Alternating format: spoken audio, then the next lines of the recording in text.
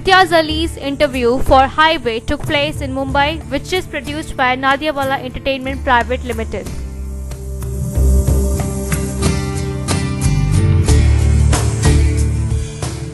इस फिल्म की जो मेकिंग है वो बहुत ज़्यादा इंटरेस्टिंग रही। मेरी ज़िंदगी में किसी भी फिल्म की मेकिंग इतनी इंटरेस्टिंग नहीं रही है। हम कई स्टेट में गए, ऐसी जगहों पे गए कि जहाँ मैं पहले नहीं गया था, ऐसी जगहों पे भी गए जहाँ पहुँचना मुश्किल है।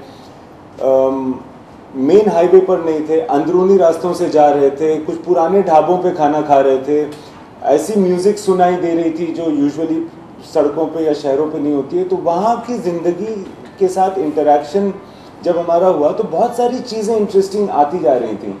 तो हमारा ये इरादा था कि इन चीज़ों को भुला नहीं देना चाहिए। ये चीज़ें मुझे लग रहा था कि किसी तरह से फिल्म के साथ साथ ये चीज़ें भी प्रदर्शित हों, बाहर ऑडियंस की तरफ आएँ।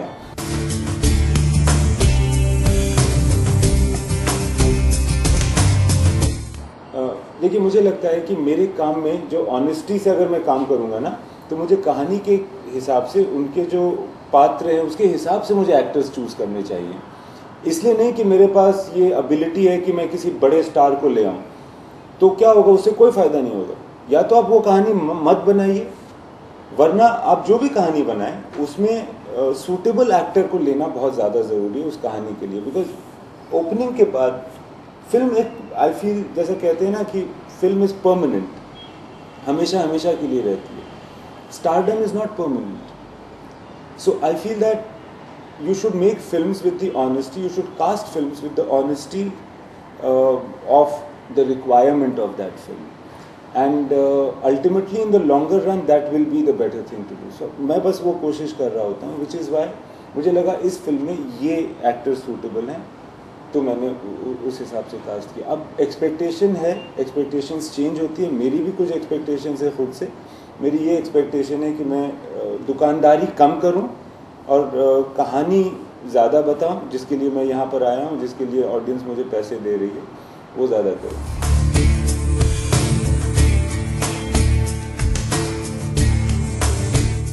गानों में एक चीज़ जो ख़ास होने वाली है वो ये कि जिस प्रांत में हम जा रहे हैं शूटिंग करते हुए, उसके इन्फ्लुएंसेस होंगे, उसके कलाकार भी होंगे, उसकी इंस्ट्रूमेंट्स भी होंगे और उस जगह की फीलिंग भी होगी। ये एक ख़ास बात होने वाली है मेरे ख्याल से। और बाकी जैसा कि आप कह रहे थे ना कि वो जो एक होता है ना कि आप एक सफ़र कर रहे होते हो और ऊपर से एक ज़िंदगी चल रही होती है, मगर एक अंदरूनी ज़िंदगी भी चल रही होती है। तो आई थिंक म्यूज़िक थोड़ा इंटरनल होगी, मगर फन म्यूज़िक होगी।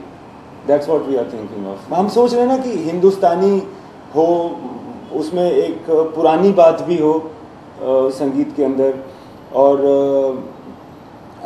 उसमें बेसिकली मेलोडी ओरिएंटेड गाने हों, डेकोरेशन ओरिएंटेड ना हो।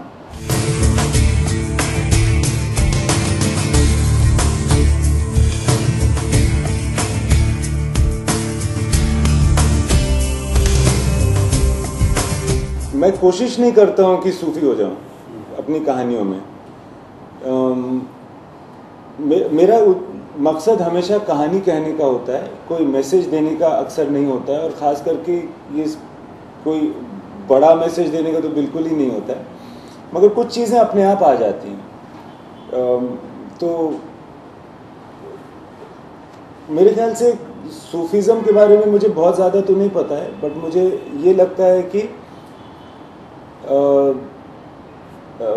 it's the quest or the meaning beyond the obvious.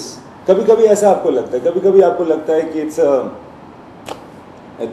it's a fascinating journey।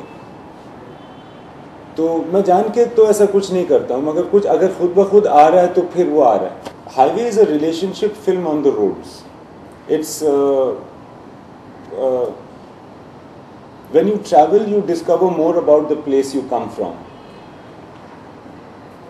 So I think Highway is a discovery like that.